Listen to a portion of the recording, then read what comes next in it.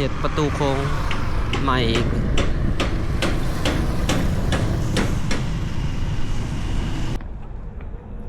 เป็นโครงการใหม่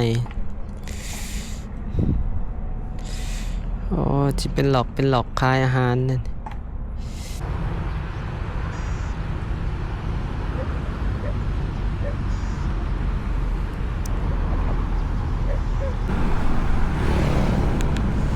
สบายดีกันเบิดสุคนกับบรรยากาศยามเสาๆวันเสาร์วันที่10มื้อนี้วันที่10มังกรถือว่าอยู่ในบรรยากาศหนาวๆทุกคนมื้อนี้ตอนนี้เวลาพอดี7 โมงยังหอด7 โมงแหละทุกคนหนาวประมาณ11 องศาทุกคนตอนนี้อากาศอยู่ที่เวียงจันทน์คือว่าหนาว เมื่อคืนนี้ลงหอด10 องศาเลยนี่ก็สิพาทุกคนขี่รถเบิ่งบรรยากาศยามเช้าที่เวียงจันทน์เนาะสิออกไปทางบึงฐานหลวงโอ้มื้อนี้วันศีลต้นเขาจะขายบักเบงนั่นก็หมอกอยู่ทางนั้นทุกคนก็บึงถาดหลวงเดี๋ยวขี่ไปเบิ่งบอลนี่ก่อนซะ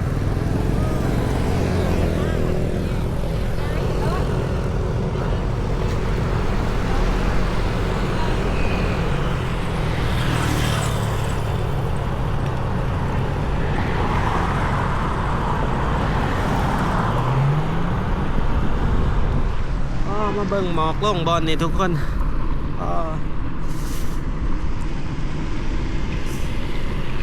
ลงมาเบิ่งหมอกลงอยู่นี่ก่อนพาทุกคนออกไปบึงถาดหลวง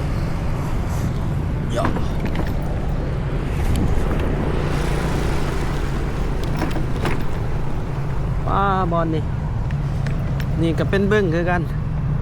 หัวขัวถาดหลวงนี่ทุกคนลงมานี่หมอกเต็มเลยบรรยากาศนี่บ่ต้องไปใส่สมบูรณ์นะ แบบนี้บ่ต้องไปใส่สมบูรณ์ก็ได้แบบ คักอยู่กลางเมืองบนหัวครัวถาดหลวงเลยบนนี้คักขนาด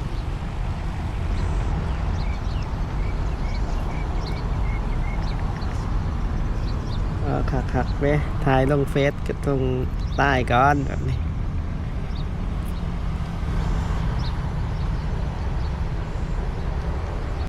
เนี่ยมาเห็นทางเลยโอ้คัก11 องศาเวียงจันทน์เลย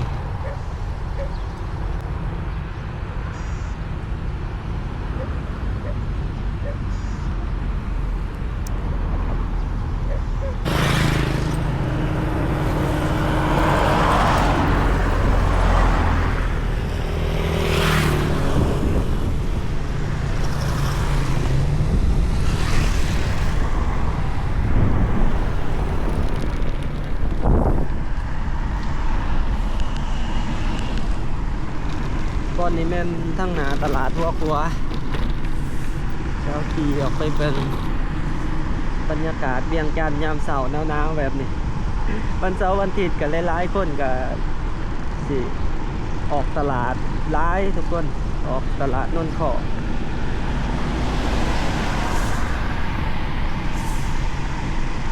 มื้อนี้ก็เป็นมื้อสั้นวันดีหลายบอนก็มีการจัดงานดองคืนเพื่อนใหม่คืนหาดใหม่มื้อนี้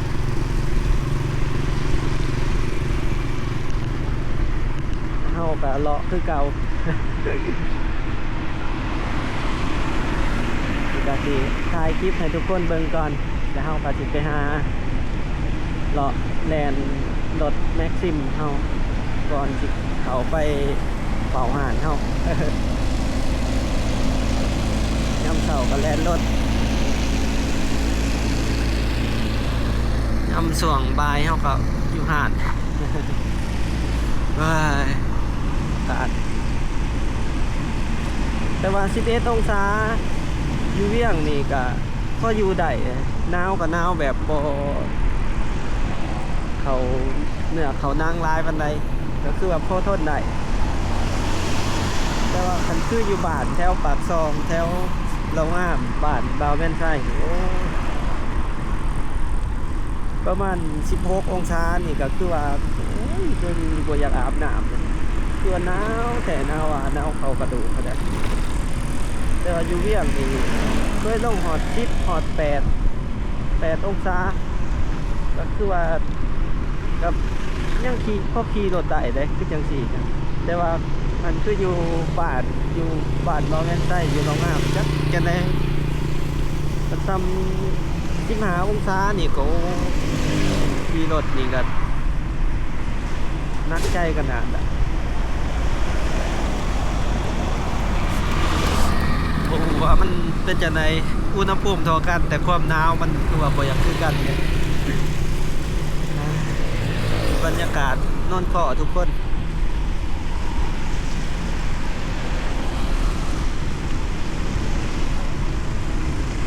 ตลาดนนขอวันนี้ปกตินี่ประมาณ7 โมงแล้วนี่ถือว่าคนนี่เต็มจนตำรวจโบกรถนะอยู่ทางหน้าตลาดแต่วันนี้คนก็สิมาตลาดสะอาดแน่มันหนาว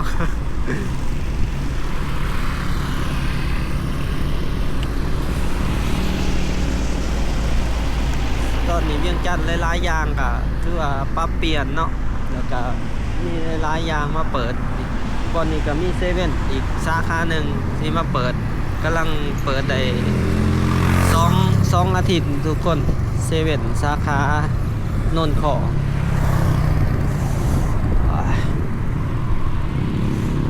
นี่ทางเข้าตลาดนนขอคนเต็มเลยเดี๋ยวเขากลับมาเขาจังสีแวนนขอต้องได้แวซื้อของกินเนาะเพราะว่าตลาดนนขอมันก็เครื่องอยู่ของกินราคาถือกว่าหมูเลยอยู่ในเวียงจันทน์นี่ก็หลายอย่างก็เป็นราคาส่งแล้วก็นี่อาหารทุกอย่างเยอะนะ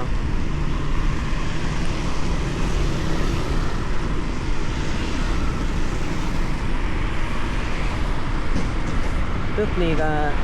คือว่ายังบ่ทันสร้างสำเร็จเนาะสายมือเขานี่เห็นแต่เขาจะประกาศขายเพื่อประกาศขายตัวได้เนาะชื่อนี่8 ล้านเหรียญบ่เท่าใดก็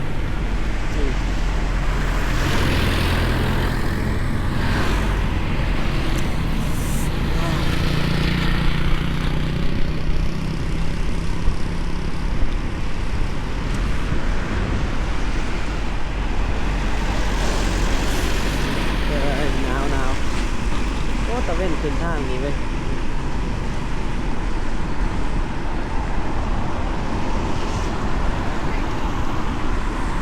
อีปะเต้ถ้าจะเปิดแต่เสาเนาะ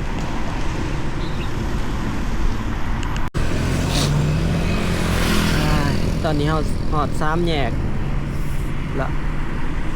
ไปซื้อก็ออกสมสังงาหน้าคุ้ยทุกคนเอาไปซื้อเนาะ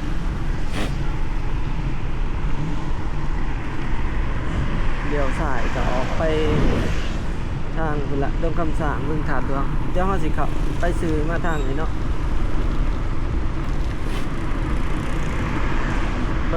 บรรยากาศหมอกอยู่แถว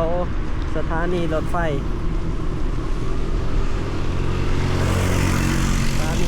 เวียงจันทน์คำสวัสดิ์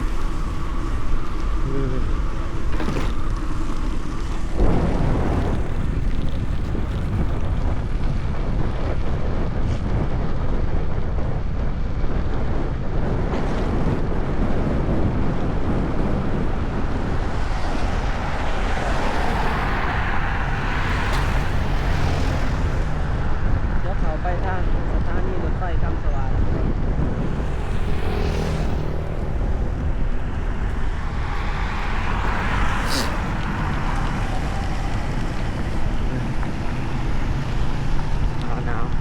บิ่งหมอกอยู่ในสถานีแล้วจึงออกไปบึงถาดหลวงบรรยากาศงามๆมันนี่เหมาะแก่การต่างแคมปิ้งนะโอ้ต้นวิกอยู่นี่งามเว้ยมีแต่ต้นซื่อๆเลยก็จะปลูกแคมทาง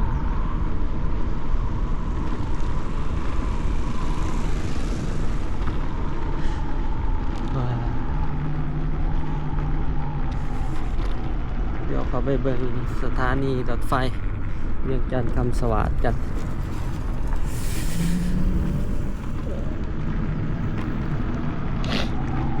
ช่วงนี้ก็คนเดินทางโดยรถไฟกับบ่คอยร้ายทุกคนเขาเจ้าหนึ่งมากเขาเจ้ากับบ่คอยหูแน่อันที่สองกับมันจังไดนะเดี๋ยวนี้เนาะเขาเจ้าบ่คอยหูแน่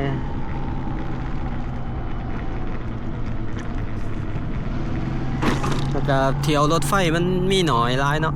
คนก็เลยบ่คอยหูบ่คอยเข้ามาแต่ก่อนยังมีเที่ยวเสาร์ออกไปอุดรเดี๋ยวนี้มีแต่เที่ยวเดียวเที่ยวออกไปตอนแรกเนาะ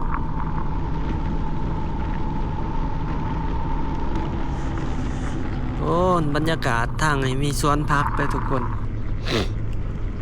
เป็นสวนพักก็จะปลูกพักหลังจากเฮ็ดนาแล้วโอ้ยอยากได้ดินคือเขาเดแถวนี่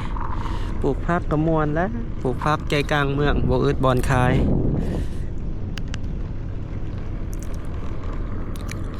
เฮ็ดหาหยังก็ง่ายก็สิเว้าอยู่เวียงจันทน์นี่ก็มัน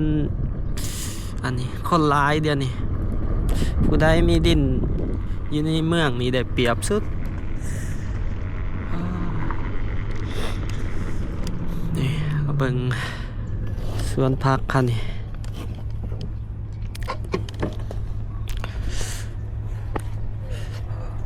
สวนพัก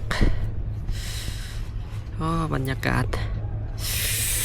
ตั้งมาแคมปิ้งนั่งกินกาแฟชมบรรยากาศม่วนเนี่ยคักเลยเนี่ย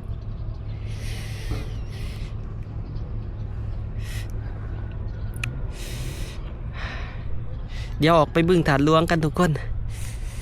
มาเบิ่งน้อยหนึ่งเนาะวันแล้วมื้อหน้าจังสิพามาเบิ่งบรรยากาศกันโดยสารอยู่คำสวัสดิ์ปัจจุบันนี้เนาะวันนี้เฮามาตอนเช้าก็ยังบ่ทันมีหยังเพราะว่าเพิ่นรถจะเข้าประมาณ 9 โมงปลายๆรถมาจากไทยเสียดายสถานีบักใหญ่ๆเนาะแต่ว่าเที่ยวรถน้อยหลายเดี๋ยวออกไปบึงถาดหลวงกันทุกคน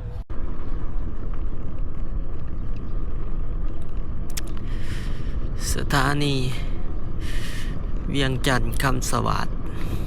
เวียนเทียนสเตชันคำสวัสดิ์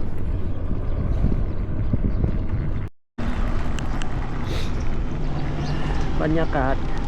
ทางเขาอีกเบื้องหนึ่งทุกคนทางเส้นตัดไปออกตรงกันสางเนาะเส้นมาชิวเดียสีเหลียวสายออกไปบึงถาดหลวง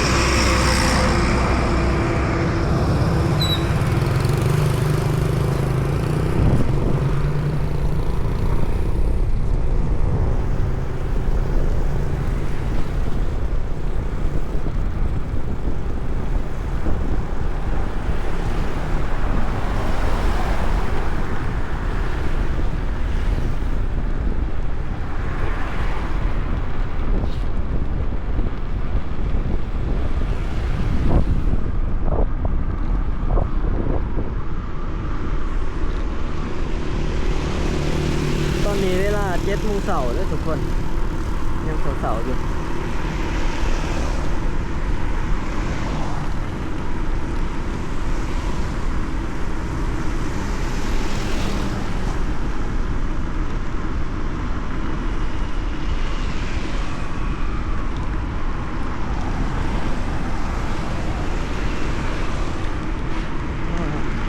เดี๋ยวเหลียวครัวเข้าไปถึงถาดหลวงทุกคน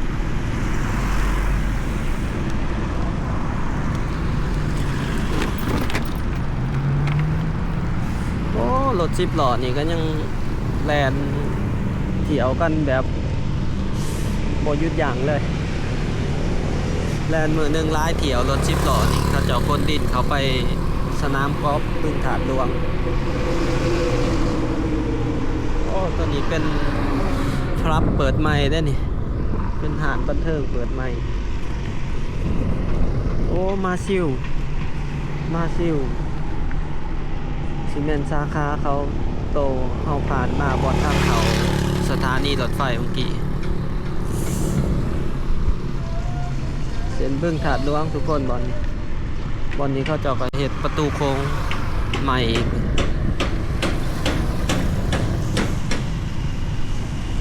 ขวามือเฮาเป็นตลาดบึงถาดหลวงยามเสาร์ก็คนเต็ม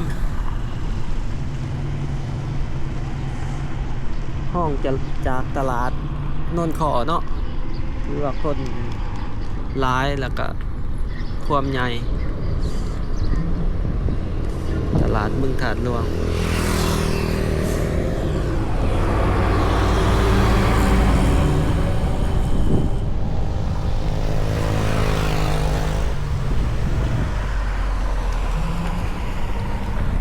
บรรยากาศคนมาซื้อมาขายยามเสาร์ส่วนร้ายก็สิเป็นพ่อค้าแม่ค้ามาซื้อเครื่องข้าวหารอาหารต่างๆอยู่นี่ตลาดบึงถาดหลวงตลาดนนทขอสีเหลียวสายเข้าไป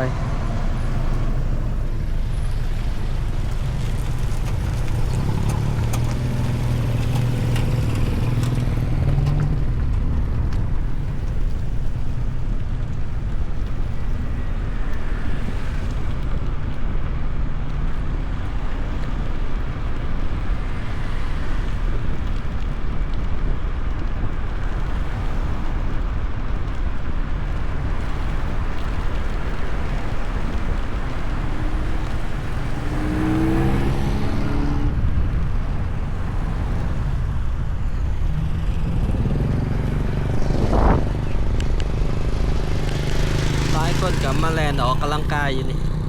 โอ้ตอนนี้หมอกเริ่มจ้างอยู่นี่เข้าผ่านมาบอล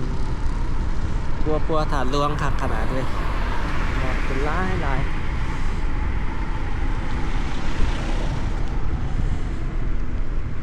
เป็นบรรยากาศโอ้คนมาแลนหลายเด้อยามเช้าเอามาขี่รถเอาเดี๋ยวไปวอร์มกันหน่อยหนึ่งขี่รถออกปึ้งกันยังไปวอร์มกัน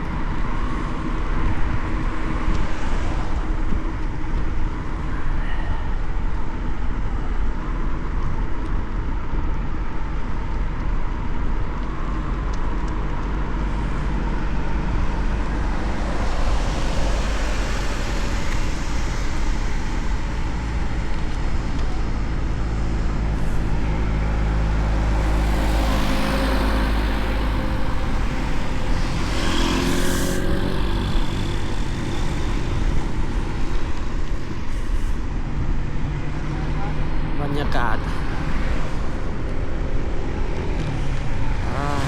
แลนด์อยู่เทิงฟุตบาทเด้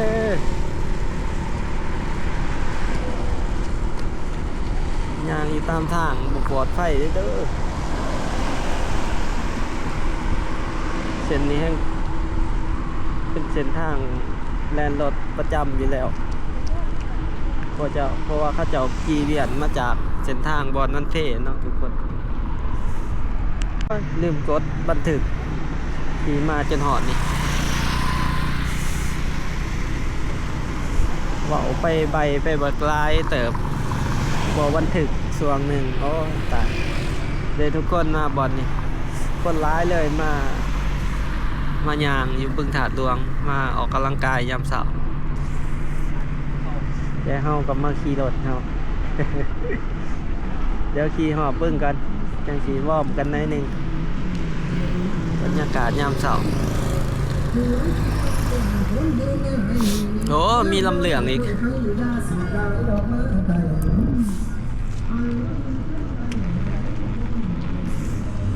อ้มีข้าวเปียกอีกยามเช้า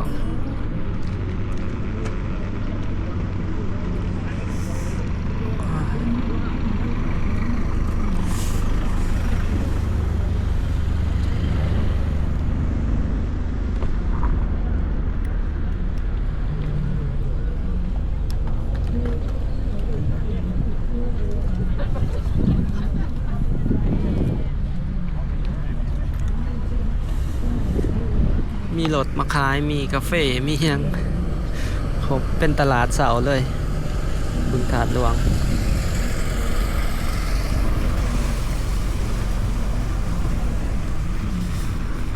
กาแฟยามเสา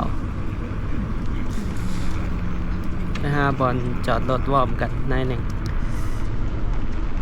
ยืดเส้นยืดซ้ายทุกคน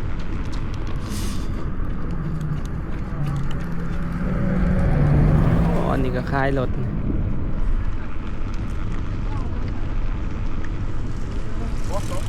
โอ้ตอนนี้เขาจะสร้างอันนั้นตูบใหม่ได้นี่เฮ็ดตลาดได้นี่เขาจะเฮ็ดตลาดบึงถาดหลวงเลยนี่ตามคลองน้ำเด็ดผูกโครงการเขา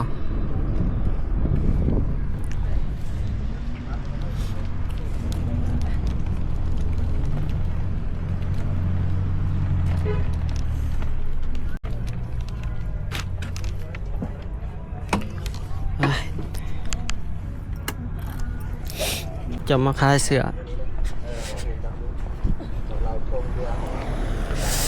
เดี๋ยวเบิ่งโครงการเขาเจ้าเฮ็ดเป็นตลาดน้อยบึงถาดหลวงทุกคน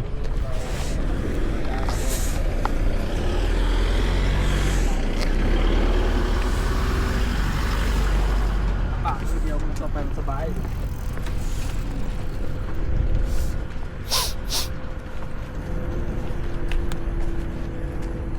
ตลาดกลางคืนบึงถาดหลวงเด็กเขาจะเฮ็ดเป็นหลอกเป็นหลอกโอ้บ่ฮู้ว่าค่าเช่าเท่าใดสนใจพื้นที่เบอร์สำหรับผู้ใดที่อยากขายเครื่องเดี๋ยวมาเบิ่งนี่ทุกคนเขาจะเฮ็ดเป็นหลอกเป็นหลอกเป็นตูบเนาะโอ้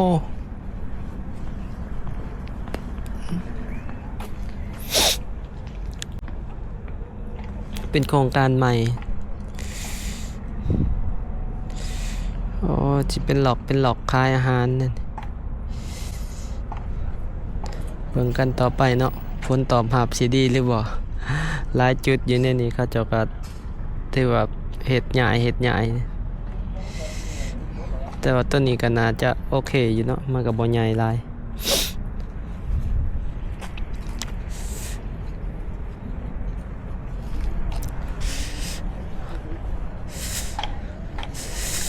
บรรยากาศที่บึงถาดหลวงทุกคน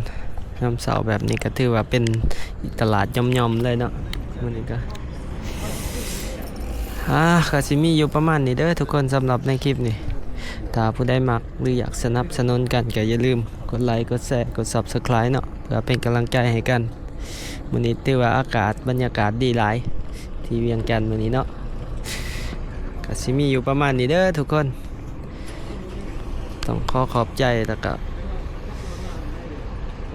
ขอบใจกันเบิดทุกคนที่ให้การติดตามแล้วก็หับเบิ่งหัดชมจนจบคลิปเนาะบ๊ายบายอยู่มีดี